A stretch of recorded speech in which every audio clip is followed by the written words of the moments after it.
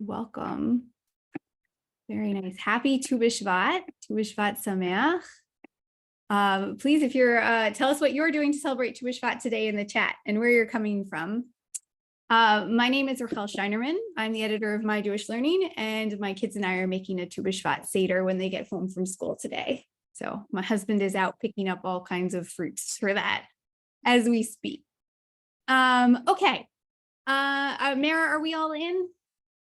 Yes, people will continue to trickle in, but we're all here. But we can go ahead and get started. Okay, yeah. So if you missed it, I'm Rachel Scheinerman. I edit My Jewish Learning, and you're here today, I hope, to talk about a story for Tu Bishvat, the story of Honi in the Talmud. So I am mostly going to work off of a slideshow that I've prepared for us today. And I can't read the comments when I'm sharing the slideshow, but I will, if I want to read comments, I will bop out of the slideshow a little bit to read comments, and or Mara will, who's our one of our wonderful people at My Jewish Learning, is working the tech end for me today. It will cue me. So let me share. Okay, Mara, I don't have screen sharing abilities. You want to make me a co-host maybe? So I can share the screen.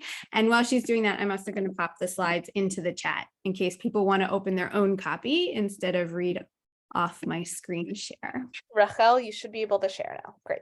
Okay, so let me come to the beginning and let me put this into slideshow mode. All right, are we good? We're all here? Yay, okay.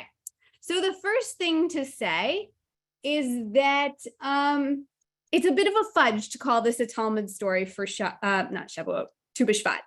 Why is it a bit of a fudge? Because in the Talmud, Tu Bishvat, there aren't really stories for Tu Bishvat in the Talmud, because in the Talmud, Tu Bishvat is primarily a tax deadline. So let me explain what I mean. And then I will explain why later generations saw this as a story for Tu Bishvat, even though the rabbis of the Talmud probably wouldn't have thought of it that way. So we are going to start with the Mishnah, which is the 3rd century text that forms the core of the Talmud. And here is our source for Tu Bishvat in the Talmud. This is a very famous Mishnah that says, you might have thought there was one Jewish New Year on Rosh Hashanah, but it turns out there are 4. And these are what they are. Okay, so Mishnah Rosh Hashanah 1:1. There are, sorry, that should say there, not they. There are 4 New Years. On the 1st of Nisan is the New Year for kings and for festivals. Okay, so kings count their years of reign starting on the 1st of Nisan, and festivals are grouped.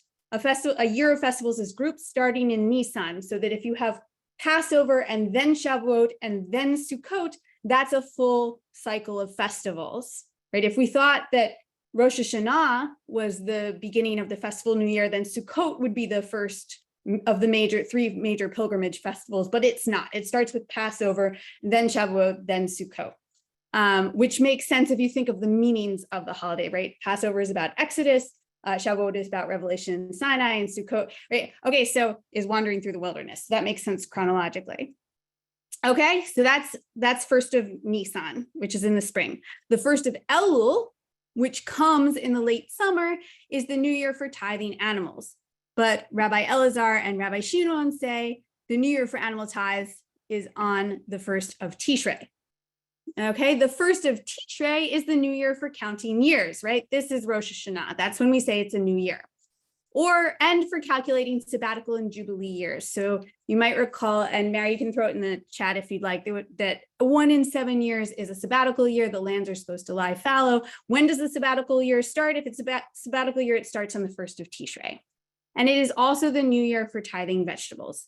And finally, the 1st of Shvat is the New Year for the tree, according to Beit Shammai, and Beit Hillel says it's the 15th of Shvat. What does this mean?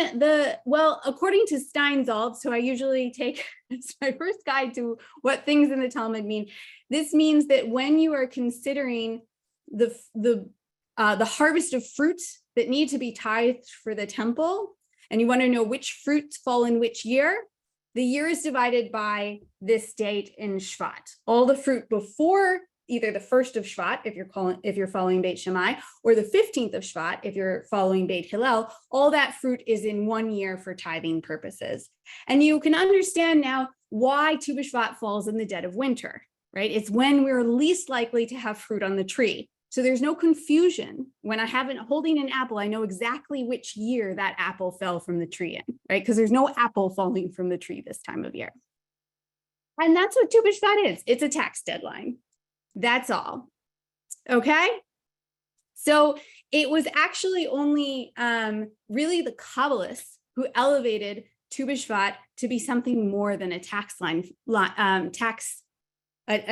deadline. For over 1,000 years, that's basically what it was. And they, as they did with so many things in the Jewish tradition, invested it with great spiritual significance. And this was also amplified in the 20th century a lot by Jewish environmentalists who took it on as an environmental holiday. So now Tu Bishvat is a full-fledged holiday with Tu Bishvat seders and all kinds, and planting of trees and all kinds of practices, but the rabbis of the Talmud might not have seen it that way. But in this flowering of Tu Bishvat that we've seen in the last few hundred years, there has been a search for texts about trees that are meaningful to read on Tu Bishvat. And the story of Honi is a very natural text to choose because, well, you'll find out why. I won't spoil it. How's that if you don't know the story of Honi? So let's dive in. Here's my roadmap for this afternoon. We are going to talk about Honi's. There are two main stories of Honi. The one that explains why he is called Honi Hama'agel, Honi the circle drawer. That's sort of his full title. And then one where he plants trees and is granted a 70-year sleep to see the fruits of the trees. This is like the Rip Van Winkle, Johnny Appleseed combo Honi story. And so we're going to first concentrate on the first story. And it appears in the Mishnah, and then it appears greatly changed in the Gemara, in the later layers of the Talmud. So here's what I'm going to do so we can get the full picture, is we're going to do first the legal context in the Mishnah. We're going to read the Mishnahs that come before the story of Honi to understand the context of the story. Then we're going to read Honi in the Mishnah, and then we're going to see what the Talmud does with him. Okay, so the first thing we're just going to do is read a bunch of Mishnahs real fast to explain where the story of Honi pops up and why it's popping up. Okay? Because I'm screen sharing, I can't see nods, but I hope you're nodding with me and you're ready to dive in. I tend to like to bring a lot of material and go quickly, so I hope that is working for folks. Okay, so we are in the middle of Mishnah Ta'anit. Ta'anit means fasting. It's a Mishnah all about when the community should declare fasts in the case largely of disasters, okay? And largely in the case of droughts. And so here's what the Mishnah says about declaring fasts in the case of droughts. Let's start with Mishnah Ta'anit 1:4. If the 17th of Mar Cheshvan arrived and rain has not fallen, individuals begin to fast 3 fasts for rain. They may eat and drink after dark, and they are permitted to work, bathe, use body oil, wear shoes, and engage in conjugal relations. Okay, so 17th of Mar Cheshvan. Mar Cheshvan is the holiday, is the month we more commonly know of as Cheshvan. It's the month after the high holidays. So you can picture it's like a month after Sukkot. Imagine on Sukkot, we start praying for rain. 4 weeks later, we haven't seen any rain. This is the first thing that happens. The pious individuals in the community voluntarily will start to fast for rain, and they will commit to a series of 3 fasts, usually Monday, Thursday, and Monday. And those fasts are fairly low level. You'll see the Mishnah says they don't eat or drink during the day, but they can eat or drink after dark. It's only a daylight fast. And they are permitted to work on those days, to bathe, to anoint themselves in oil, to wear leather shoes, and to have sex. All things you wouldn't do on a major fast like Yom Kippur. Okay, so that's the first step when we sense that we might not be getting the much needed winter rains. Okay, now, if the new moon of Kislev arrived, Kislev is the month after Cheshvan. It's the month in which we have Hanukkah. Hanukkah comes at the very end of this month. So now imagine it's about 2 weeks later. And so now we're in, say, November-ish. Okay, the new month of Kislev arrived and the rain has still not fallen. Now the court declares 3 fasts for the community. Now it's not individuals choosing to fast. Now everybody needs to participate. And it's likewise a low-level fast insofar as everyone may eat and drink after dark, and they are permitted to work and bathe and anoint themselves with oil and wear shoes and engage in conjugal relations. Okay, so that's step 2, it's Kislev. All right, but let's suppose that also doesn't work. Okay, if these 3 fasts have passed and they also have not been answered, now the court declares 3 other fasts on the community. We have 3 more. And one may eat and drink only while it is still day. And now they are prohibited from work and from bathing and from using body oil and from wearing shoes and from engaging in marital relations. Okay, all those things that we could do in the earlier fasts, now we can't do them anymore. It's still only a daylight fast, but now we can't bathe, we can't use oils, we can't wear shoes. And in addition, they even lock the bathhouses to prevent people from essentially going to the spa on these days. Okay. And if those 3 fasts pass and we still do not have any rain, I'm now on the second paragraph on this slide, the court decrees another 7 fasts. So now we're up to a total of 13 fasts on the community, 3, then 3, and now 7 more. And these 7 fast days are more severe than the first ones, as on these days they sound the alarm, meaning they blow the shofar, and they even lock the stores up. Although the Mishnah tells us on Monday, they open them a little bit at nightfall, and on Thursdays, they open the stores all day in deference for Shabbat. They still want you to be able to prepare your Shabbat meal. Okay, so we have a series of escalating fasting behaviors in the community to deal with the drought as the time goes on and the need for rain becomes more and more critical. Okay, let's keep going. Now we're in Mishnah 1, Tani 1:7. And if these fasts pass and they have not been answered, the court does not decree additional fasts, but the entire community observes the customs of mourning. Okay, we switch into a more significant mode of imploring God. We go straight into mourning mode. What does this mean? They decrease their engagement in business transactions, in building, in planting, in betrothals and marriages, and even in greetings between people and their fellows on the street. They are like people who have been rebuked by God. Okay, we're sort of grinding society a bit to a halt. And the individuals resume fast, meaning like the Torah scholars who choose to resume to fast on fasting every Monday and Thursday until the month of Nisan ends. Okay, so from the time we've done these series of 13 escalating fasts and they still haven't worked and moved into this mourning kind of mode to try and convince God to bring rains to the community that's in drought, that behavior continues until the end of Nisan. And then they stop, because at the end of Nisan, we have arrived really and truly at the end of winter. And after this date, they no longer pray for rain, since if Nisan has ended and the rains subsequently fall, they are a sign of curse, as is stated. And then we have a verse from Samuel to demonstrate that the rains at that point are a sign of curse. It's too late. It's too late. We've missed the window of winter rains that are so essential for the summer crops, for filling the cisterns and with water so that people can have drinking water during the summer. We've missed it. And so at the end of Nisan, we stop. That's okay. Now I'm skipping a few. And just a little more context here. What is the customary order of fast days? What do they do on these fast days to implore God? I just think this is kind of interesting and fun to learn about. They take the ark out of the synagogue. This is something I've never seen done today. And they move it to the main square of the city, right? They take the physical ark with the Torah scrolls, they put it in the main square of the city, and they cover it in burned ashes.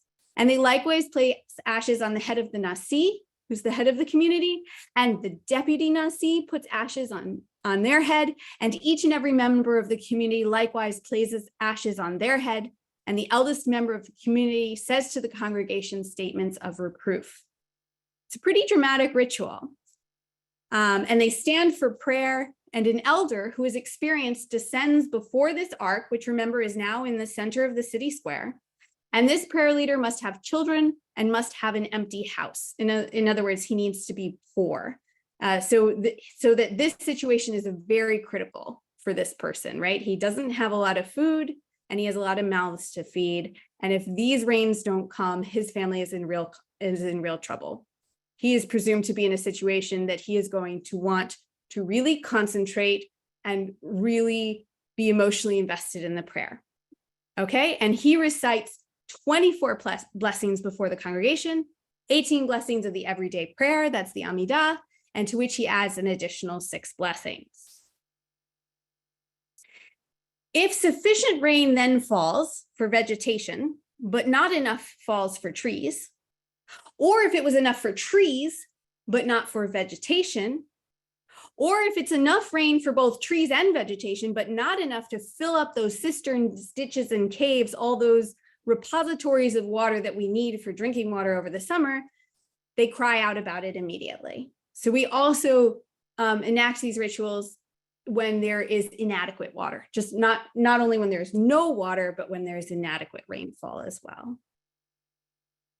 Okay, and so now we come up to Mishnah. That was a bunch of context for the story of Honi we're about to read, and now we're going to get right into the story, which appears in Mishnah Tanit 3a. And there's only one more line of legal context before we get to the story, but it is the most critical line of legal context. Okay, now that we understand that the community has this elaborate set of rituals that everybody participates in to bring the rains, the Mishnah tells us, oh, and by the way, I skipped that material, but also they don't do it just for rain, they also do it for other calamities like disease or war, if there are soldiers roaming the countryside and attacking. They do it for a lot of different calamities, but rain is sort of the calamity, the original calamity that they do this for. Okay, and so the Mishnah in 3:8 tells us they cry out on account of any trouble that should not befall the community, except for one, and that is an overabundance of rain. Even if we're getting torrents of rain and it's bad, that we don't pray to God to stop. Okay, and that's going to be critical to understanding the story of Honi Hamagel, Honi the circle drawer. Okay, so let's see what's going on with Honi here. An incident occurred in which the people said to Honi Hamagel, pray that rain should fall. Okay, we're meant to understand that they're having a drought. And if you remember all this legal context, you know that what they're supposed to do is declare a communal fast. But instead, what they do is they go to Honi Hamagel and they ask him to pray that the rain should fall. Honi Hamagel clearly has a reputation as something of a wonder worker. The context of this story is about the 1st century, and this was a time when there was a large population of wonder workers. Perhaps the most famous from the 1st century is Jesus, right? And so he was also known as somebody who wandered the countryside and had God's ears and could perform miracles for people. So these people are experiencing a drought, their crops are threatened, they go straight to him and they say, pray that rain should fall. And here's what he answered. He said to them, go out and bring in the Passover ovens so that they will not dissolve. Okay, what does this mean? All right, what is he talking about? So first off, the Passover ovens are a clue to what time of year it is. Right? If the people are building ovens for Passover, then we've already arrived probably at late Adar, early Nisan, if they're getting ready for Passover. So it is the very end of the winter. Okay, these people are desperate. Maybe they've actually tried the communal fasts, right? Maybe they've been doing it for a long time. Maybe they have no other options. And what he says to them, so this is a time clue. Now, the other thing you should know about Passover ovens in this period is because a regular oven wouldn't be kosher for roasting your Paschal lamb, right? The temple still exists. People are bringing Paschal sacrifices. A regular oven wouldn't be a kosher place to roast your Passover sacrifice. So people actually constructed ovens just for Passover, just to roast the Paschal lamb. And they were meant to be temporary. And he says, bring them in so they will not dissolve. What is he saying?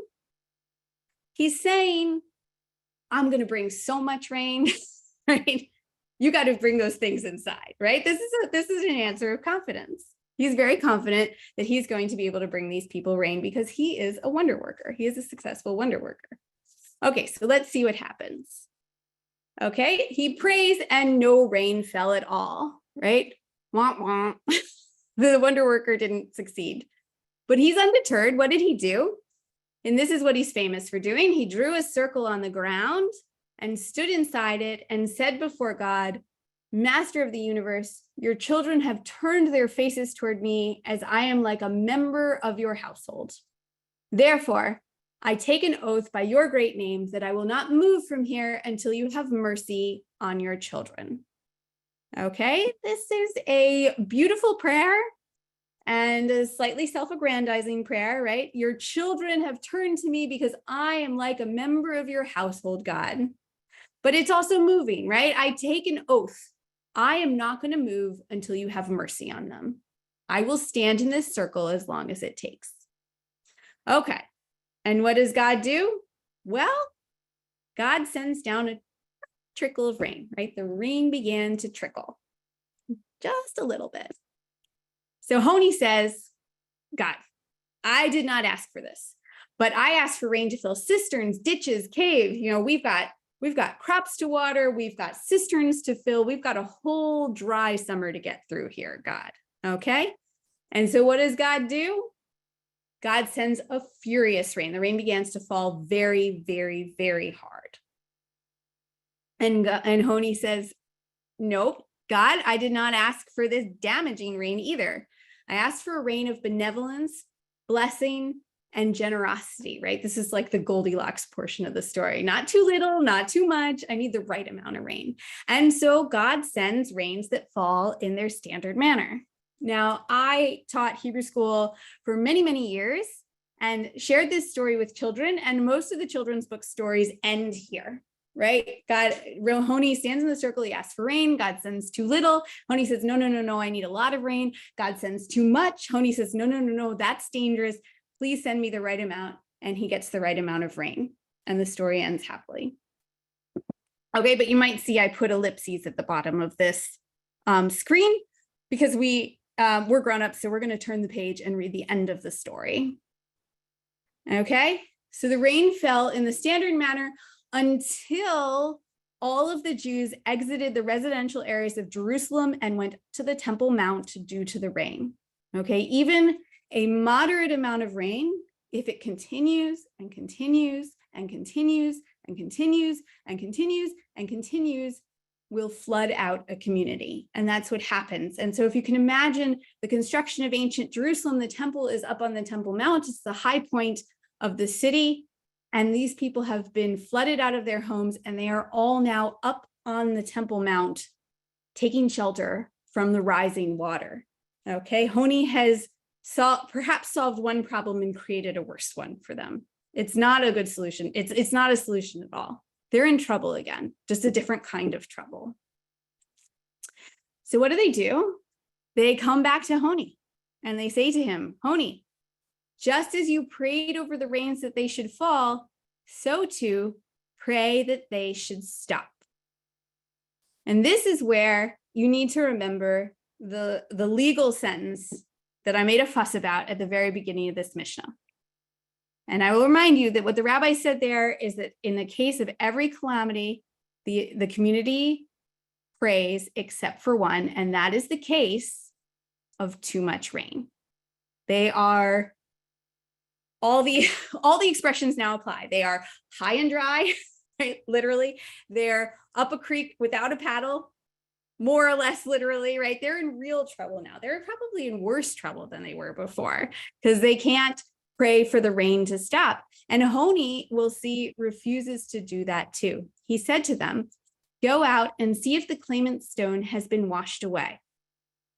What does this mean? The claimant's stone is a stone up on the Temple Mount in ancient times. It was basically the ancient lost and found. It was a very big rock. And if you found something that didn't belong to you, you could go put it there. And then somebody who had lost something could go and reclaim it. Okay, big rock. Not something that's likely to wash away no matter how much rain we have. Okay, and what he's essentially saying to them is I will not do anything to you until we have a flood of Noah proportions here, right? A flood that will wash away the claimant's stone. And he leaves them literally high and dry. And so the story closes with this statement of Shimon ben Shetach, who was the head of the Jewish community, the head of the Sanhedrin at the time. He sent the following message to Honi Hamagel. Were you not Honi, I would have decreed that you be ostracized. Yeah, if you were anybody else, I would have decreed cherem on you. I would have put you in excommunication. But what can I do? Because you nag God and he does your bidding like a son who nags his father and his father does his bidding. I can't do that to you because you, Honi, you're special. You have a special relationship with God. God does what you ask for some reason. And about you, the verse states, let your father and mother be glad and let her who bore you rejoice. God, for some reason, God loves you, unlike in a different way than God loves the rest of us and does whatever you ask. So I can't declare excommunication on you. But if anyone else had done this, I would certainly.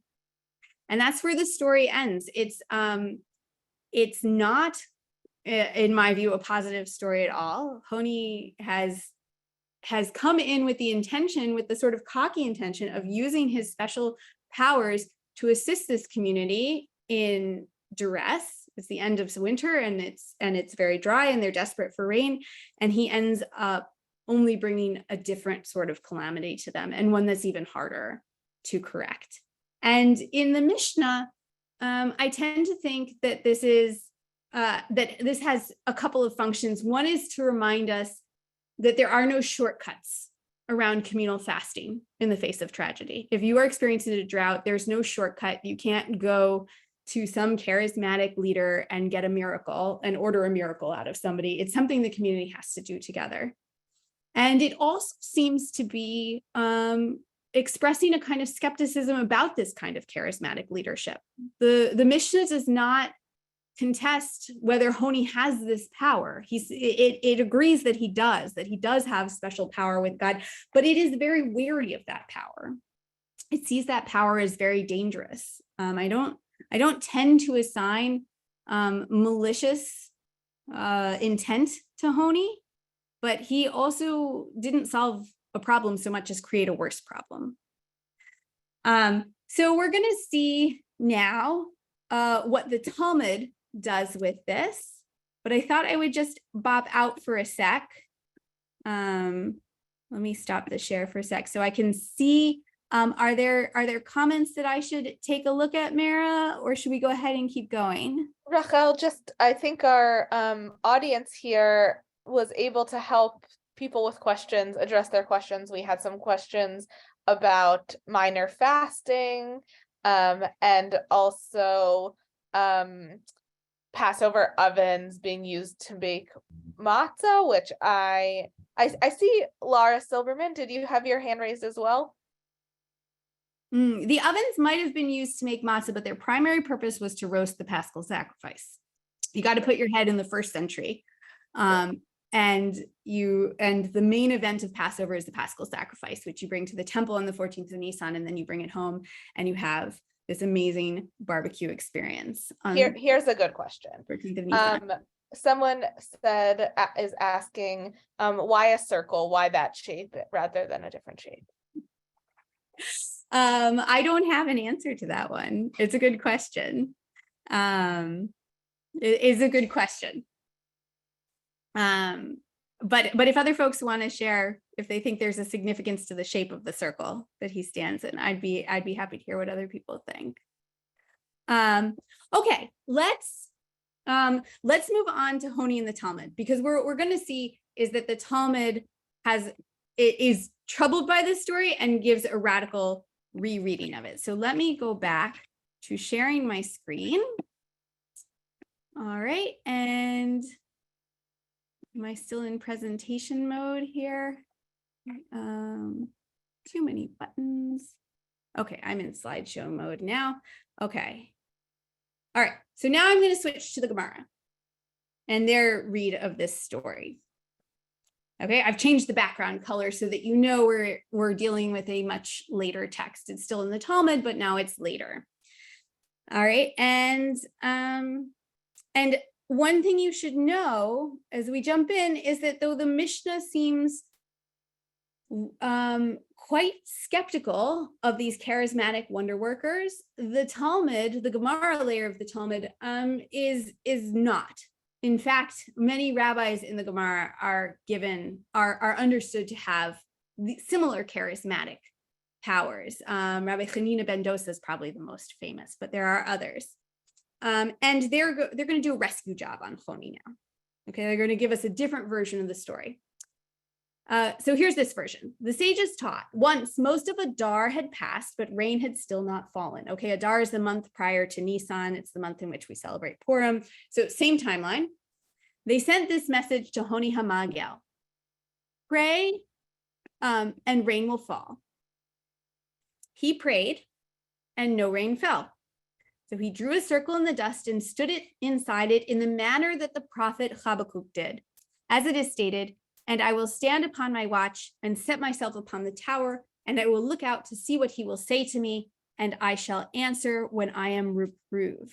They find this beautiful verse from Habakkuk that resonates with the behavior of Honi. And now Honi is compared to a biblical prophet. He is like a biblical prophet. And Honi said before God, this will look familiar because it's straight from the Mishnah, Master of the universe, your children have turned their faces toward me, as I am like a member of your household. Therefore, I take an oath by your great name that I will not move from here until you have mercy upon your children.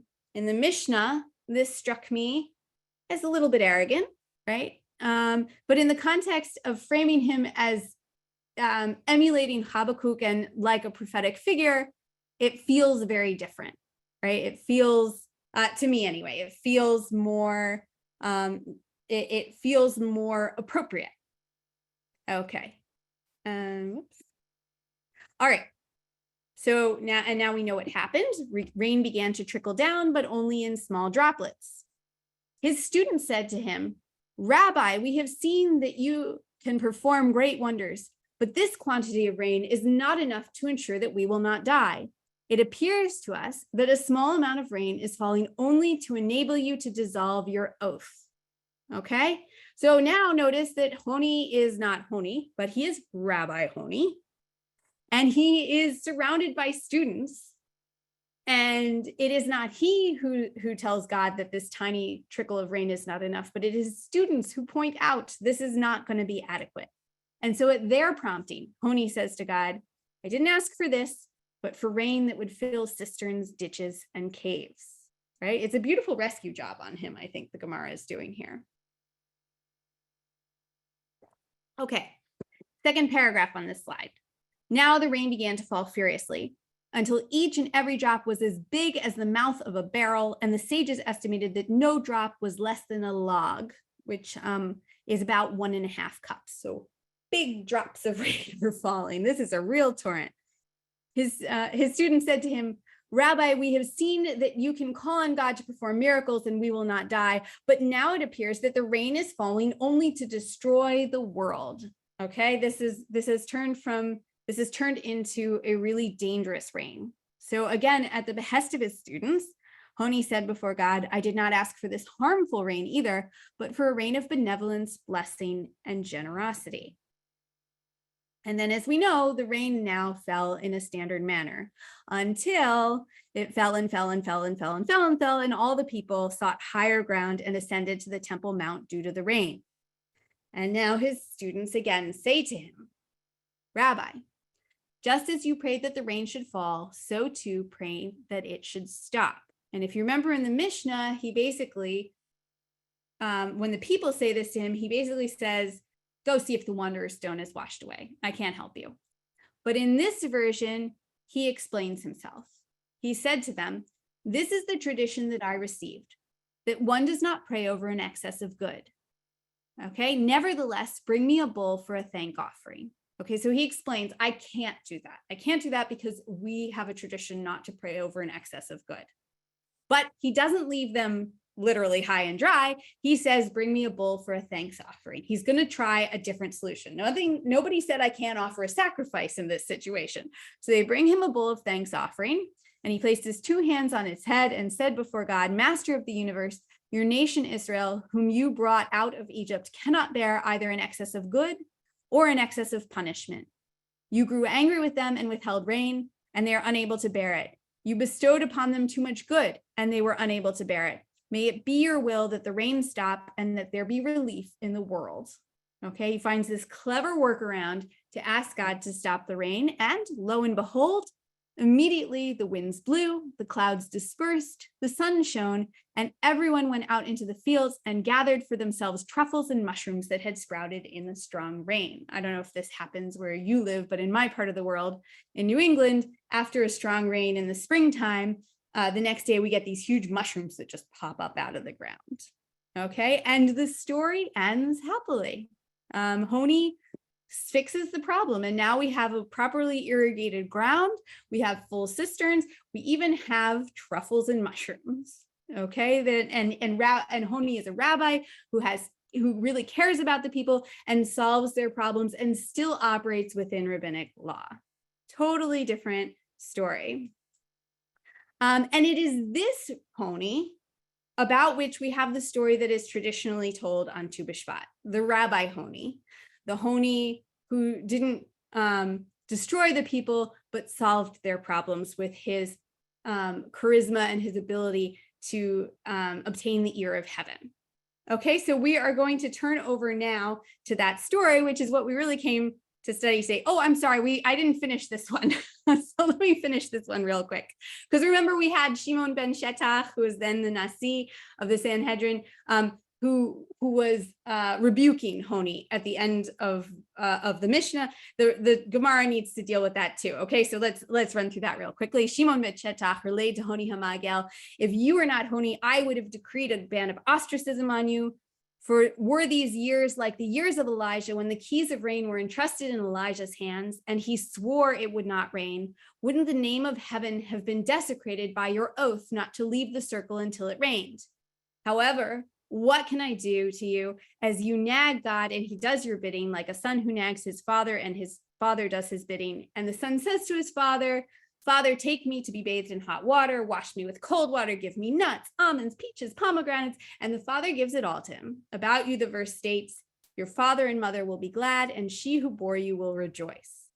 Okay, there's a little bit of expansion on what we saw in the Mishnah. The main one of interest here, I think, is the bit about Elijah that, well, if we were in the days of Elijah, this would have been really bad, right? It's not a statement that it's totally bad, but if we were in the days of Elijah, this would have been a really bad thing. And the story closes out. I'm on the second paragraph now. The sages taught, what message do the members of the chamber of hewn stone, i.e. the great Sanhedrin, send to Honi Hamagel? About you, the verse states, you shall also decree a matter and it shall be established for you, and the light shall shine upon your ways, which they interpreted, you shall also decree a matter, meaning you, Honi, decree from below, and the Holy One, blessed be he, fulfills your statement from above, and the light shall shine upon your ways. That means a generation that was in darkness, you have illuminated with your prayer. Okay, I'm not going to go through all the details of how the interpretation of this verse from Job works, but the main point here is, well, if you'd been in the days of Elijah, this would have been really bad. But in our day, it's actually a really good thing that you have done for the community. They complete the rescue job on Honi. Okay, so let's move on to the second story of Honi, the one that is usually told on Tu Bishvat, which is why we're all here today. This is Honi as Johnny Appleseed / Rip Van Winkle, right? You will see motifs in the story that appear in world literature perennially. In American literature, this is how they come out. Okay, and this appears right after the other Honi story, right? We're just reading through the Gemara.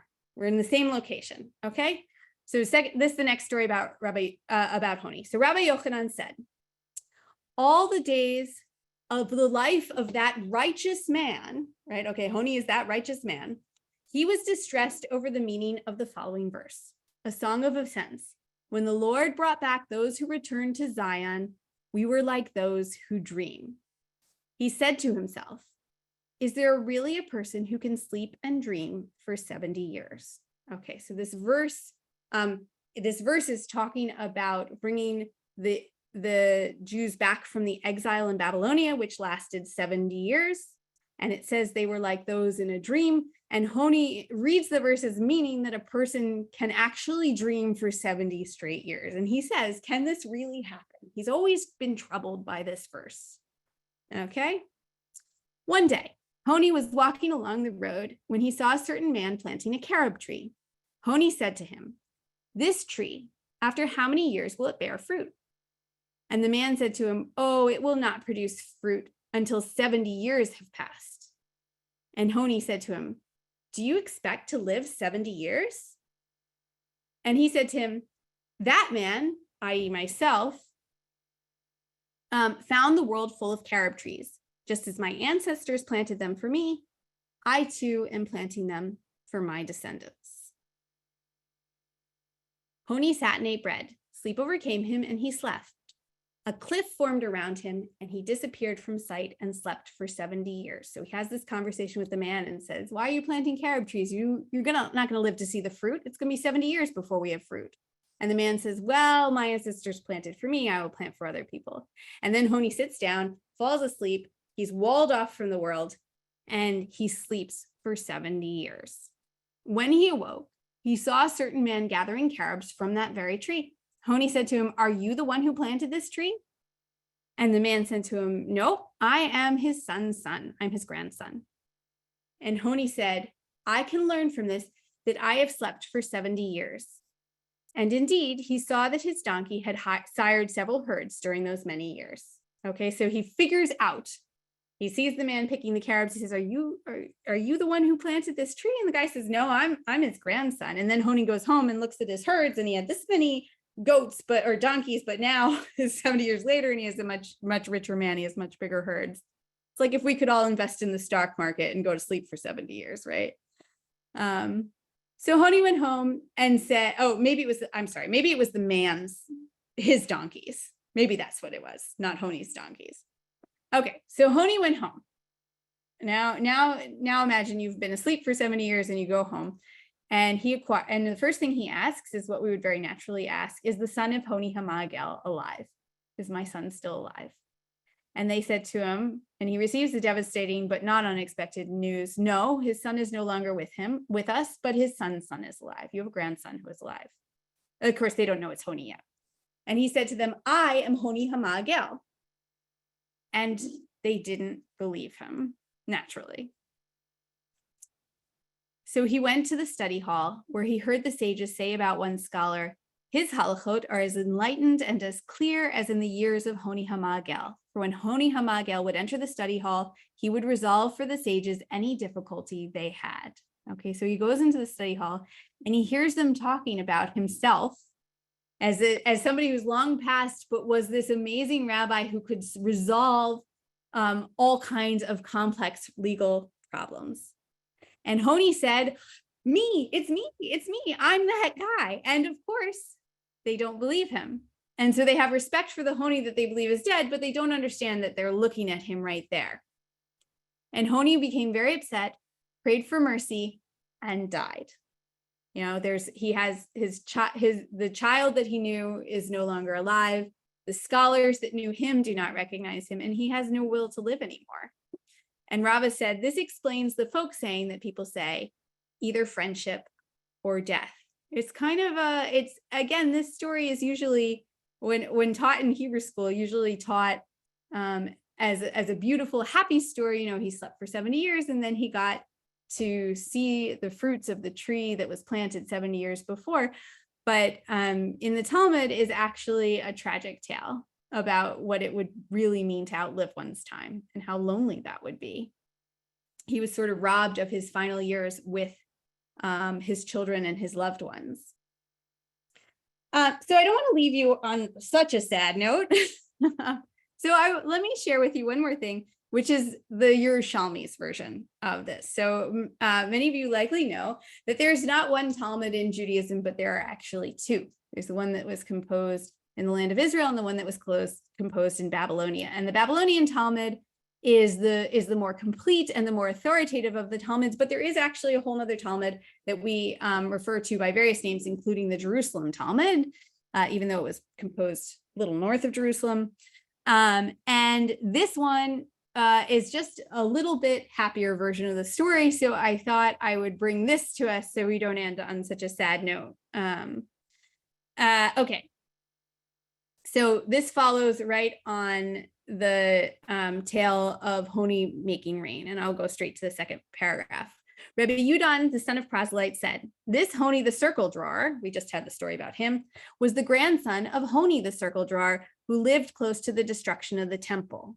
Okay, so he actually says it's a different Honi. It was an earlier Honi. He went to a mountain to his workers. While he was there, rain fell. He went to a cave, and when he was sitting down, he slumbered and fell asleep. He stayed in his sleep for 70 years while the temple was destroyed and rebuilt. Okay, there are no carob trees in this version of the story, but what his 70-year sleep allows him to miss instead is the destruction and reconstruction of the temple. At the end of 70 years, he awoke from his sleep. He left the cave and found the world changed. At a place where there had been vineyards were olive trees. At a place where there had been olive trees, there was a field. He asked about the province and said to them, "What is news in the world?" And they answered him, "Do you not know what is news in the world? Do you not know what's going on?" And he said, "No." And they said to him, "Who are you?" And he answered, "Honi the circle drawer." And they told him, "We heard that when Honi entered the temple courtyard, it lit up." So he went to the courtyard and in fact, lit up the entire temple courtyard. He actually, in this version, has proof of his identity. And so he recites about himself, "When the eternal leads back, the return of Zion, we were like sleepers." The same verse from Psalms. So in this version, he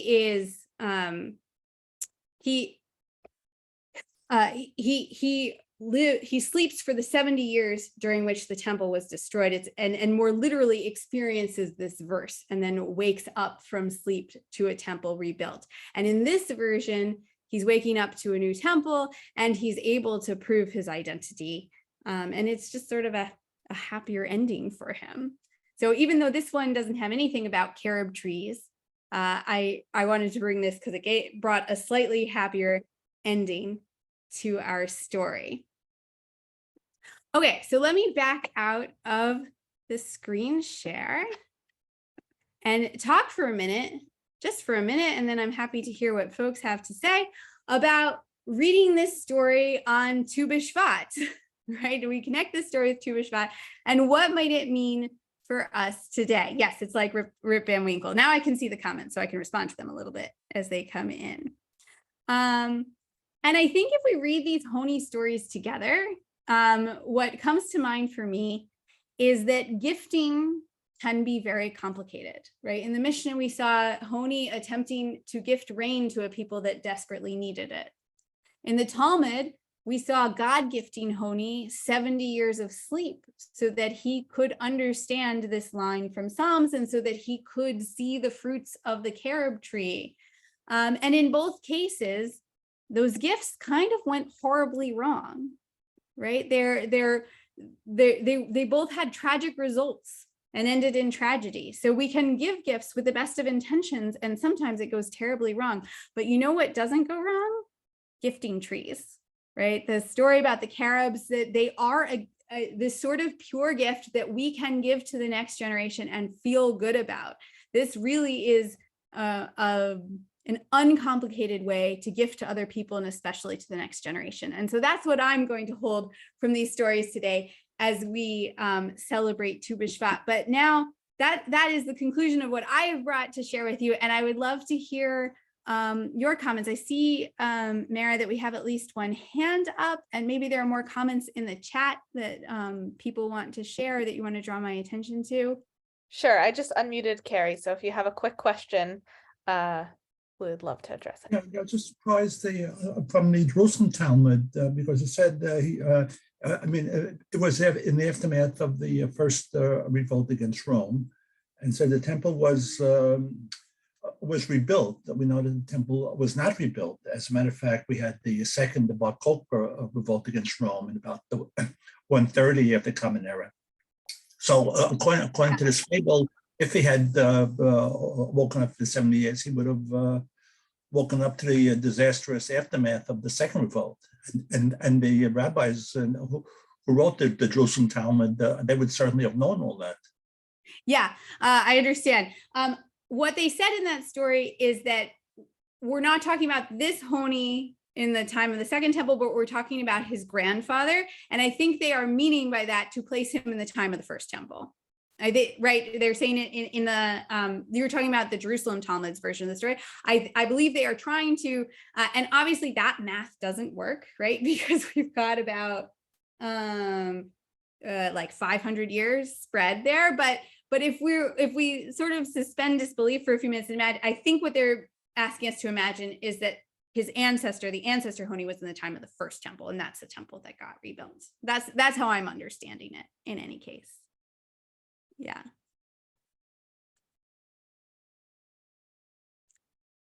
Any other thoughts? Rip Van Aglaya, I'm probably not saying your name right. I apologize. As it's someone with a name nobody can pronounce. I apologize from one to another. I apologize. Rip Van Winkle was a kind of hopeless dreamer and a uxorious husband. Oh, I don't know the word uxorious. I probably should. You could make a case that Honi has some dreamer qualities. Yeah, I have to admit, I am not so familiar with Rip Van Winkle outside of like the one sentence summary of that story, but I'm kind of inspired to go study it more. Yeah, any other comments? Natalie says we have a tradition of gifting a newborn child with a tree. That's lovely. I can't remember where that tradition, there is a tradition of planting newborn trees for newborn children, and then when the children grow up, using their trees to make the poles for their chuppah, which is a really lovely tradition. And I cannot remember where it comes from, but I bet somebody in this call knows that tradition and knows where it comes from. Uxorious, a husband who dotes too much on his wife. Okay, thank you. Yeah, okay. You guys are sharing all the trees that you have planted at meaningful moments, and that's really amazing. And yeah. Mary says, I never knew you could have seders for celebrations other than Passover. Yeah, you can. And there's a third holiday where it is not uncommon to have a seder. Does anybody know? There's a third one. Rosh Hashanah, that's right. That tends to be a Sephardic tradition. Ashkenazim don't tend to have a Rosh Hashanah Seder. I'm actually married to a Sfard, so I've been making one for the last decade.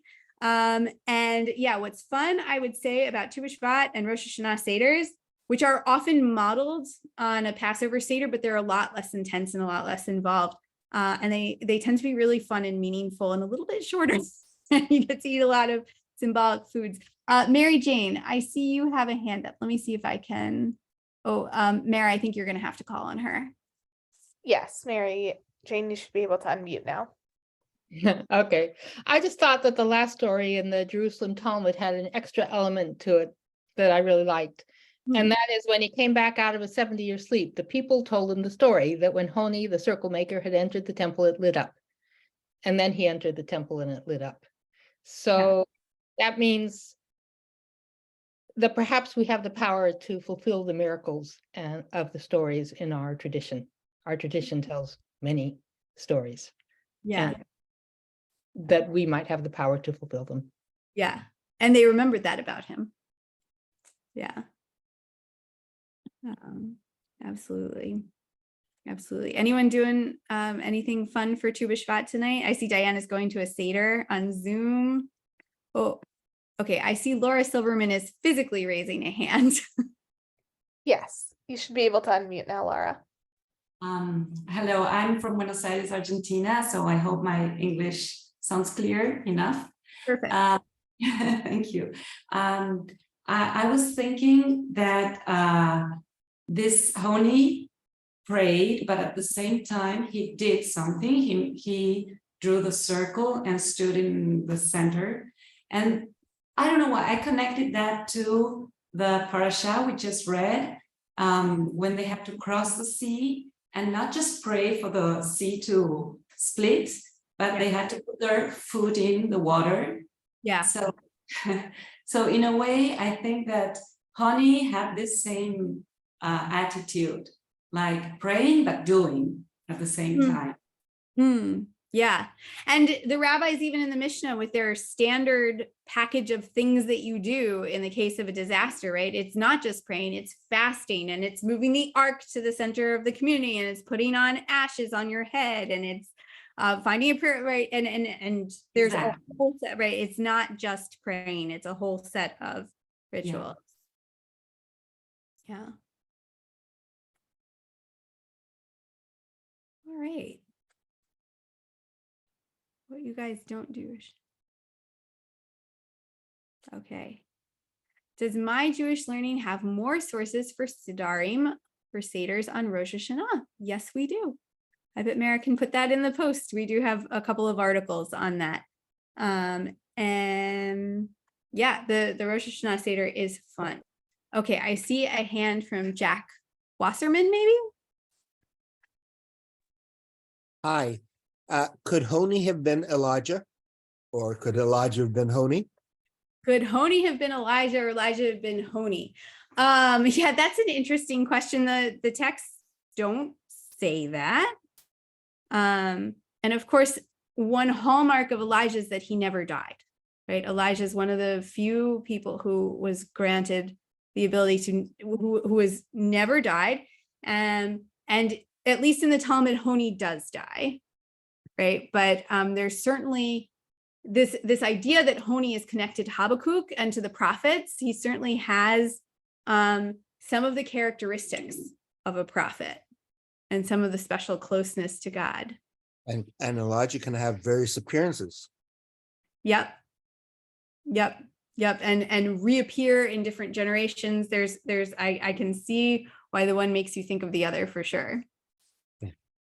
Thank you.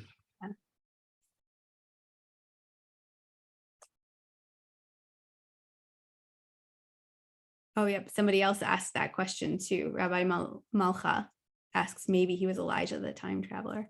Yeah, it's funny. I've never thought of him as Elijah. All right, Stephen. Mara, can we get Stephen on? He has a question. So I thought the reference to Elijah was interesting in that Elijah had that whole contest with the prophets of Baal on Mount Carmel. And the subject of that was there was a drought and Elijah ended the drought. And I was thinking that was probably what the reference was about. Oh, I think that's a very good point. I hadn't thought about it that way. I hadn't thought so deeply about it, but I think that makes a lot of sense. That right, if you remember the story of Elijah, where is it? 2 Samuel, maybe? No, maybe it's probably 1 Kings. I'm not sure. I can't remember where that is. But Elijah has a contest with the priests of Baal on Mount Carmel who can, and the contest ends up, oh, gee, I don't have this at the front of my head, but he performs a miracle. Yes. That. Just like Honi can perform miracles. Yeah, it was about a question of getting God to accept the sacrifice. Yes, and he pours water all over the sacrifice. That's and then right. Still sends down. And it's still accepted, and at the end, the rains come. Yes. And well, there's another ending beyond that, which is the murder of all the prophets of Baal. And at that point, Elijah thinks that King Ahab has finally seen the light, and that doesn't work out. Yeah. Oh, you are all making me rethink the Honi Elijah connection. I had not really thought about it much before today, but I appreciate all these comments. I'm going to have to think deeper about the Honi Elijah connection. Certainly, the model of prophecy for Elijah and Elisha, who follows him, is this sort of itinerant wonder worker that Honi does seem to fit that mold, even if he is not exactly a prophet in the same way, age of prophecy having ended and all that. So, all right, I see Judith has a hand up, and then probably we should call it because it's 2:00 in my time zone anyway. So. Okay, yes, could you explain the relationship with Honi and Habakkuk? Yes, so Habakkuk, let's I don't like doing anything without looking at the verse, but Habakkuk has, let me see if I can slide back to it. There's this verse in Habakkuk that reminds the rabbis of Honi, because he's standing, I think, like in a tower and demanding things of God, and it just reminds them. It's not perfect, but it's very similar. Let me see if I can find it. Okay, here it is. Let me share my screen again so we can go back to that verse.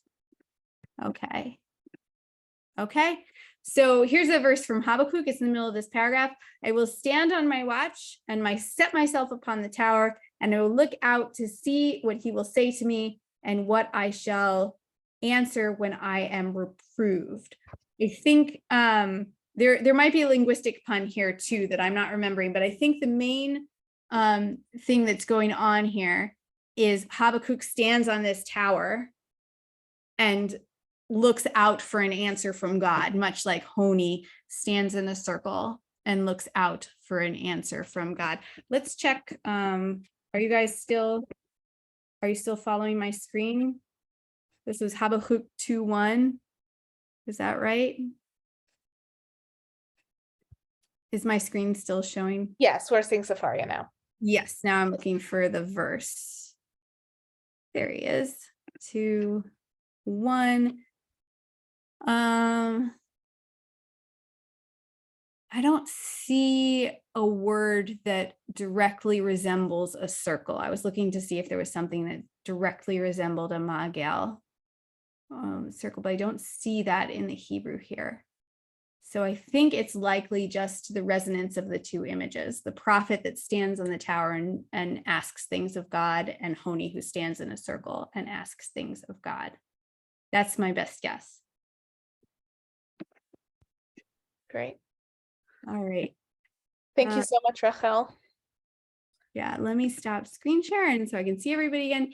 Thank you everyone for coming. I hope you all have a really wonderful Tu Bishvat.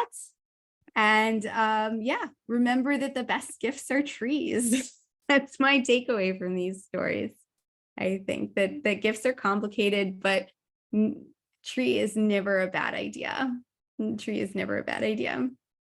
Yeah, it was really lovely to study with you. Thank you for all of your insights, for making me think more deeply about these texts. That's why one of the reasons I love doing these sessions is I can think about them for a long time, but then you guys bring lots of ideas and make me think about them some more, and they become really rich. So I wish you all a happy Tu Bishvat.